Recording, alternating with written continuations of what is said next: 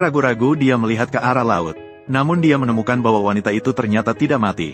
Pria itu segera menyadari. Wanita itu bisa kembali ke tepi pantai. Pemuda yang lebih pandai berenang itu pasti baik-baik saja. Setelah mencari-cari, dia memang menemukan jejak pemuda itu tidak jauh dari situ. Saat itu, stamina pemuda itu sudah habis karena air laut dan hampir pingsan. Sama sekali tidak ada kesempatan untuk melawan.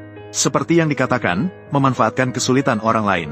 Pria itu tanpa ragu mengambil menombak ikan dan berjalan menuju pemuda itu. Wanita itu di belakang meminta dia untuk melepaskan pemuda itu. Pria itu sedikit ingin tertawa. Seandainya dia tahu hari ini, mengapa harus seperti itu di awal? Bagaimana mungkin dia melewatkan kesempatan yang begitu baik? Pemuda melihat situasi tidak menguntungkan. Dia segera berbalik dan melarikan diri. Pria itu melihat situasi dan langsung melemparkan menombak ikan. Pemuda itu tertusuk dan jatuh ke tanah. Pria itu segera mengejar untuk menyelesaikan. Namun, dia justru ditangkap oleh wanita dan terjatuh ke dalam air. Pemuda itu menemukan kesempatan dan memukul wajah pria itu dengan satu pukulan. Kemudian dia membawa wanita itu dan melarikan diri. Namun, pria itu sama sekali tidak panik. Karena pemuda itu terluka parah dan tidak bisa lari jauh. Pria itu memegang senjata dan mengikuti jejak darah di belakangnya. Tidak lama kemudian, dia pun berhasil mengejar pemuda yang terluka. Namun, saat melewati sebuah tikungan, kedua orang itu tiba-tiba menghilang dengan aneh. Pria itu dengan hati-hati memeriksa sekeliling. Dia mencari selama setengah hari tetapi tidak menemukan jejak kedua orang itu. Saat dia bersiap untuk pergi, tiba-tiba dua tetes cairan jatuh di kepala botaknya yang bersinar. Awalnya pria itu mengira itu adalah kotoran burung.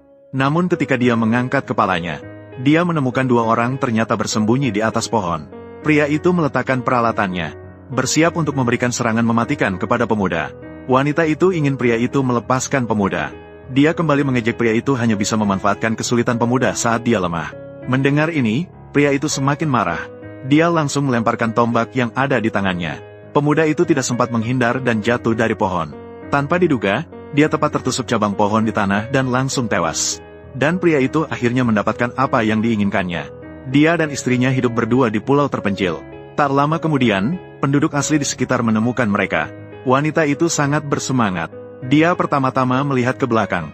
Setelah memastikan pria itu tidak ada di sini, dia berbohong mengatakan bahwa dia sendirian di sini. Sebelum pergi, dia mengambil satu-satunya sumber api milik pria itu. Dengan cara ini, wanita itu dengan bantuan penduduk asli naik ke kapal yang akan meninggalkan tempat ini. Saat itu, pria yang sedang menombak ikan di luar juga melihat kapal tersebut. Dia sangat senang. Jeritan minta tolong yang keras.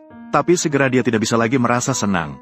Karena dia menyadari bahwa wanita itu sama sekali tidak berniat untuk menyelamatkannya. Sementara kapal semakin menjauh, pria itu ditakdirkan untuk hidup sendiri sampai tua di pulau terpencil ini. Dan setelah wanita itu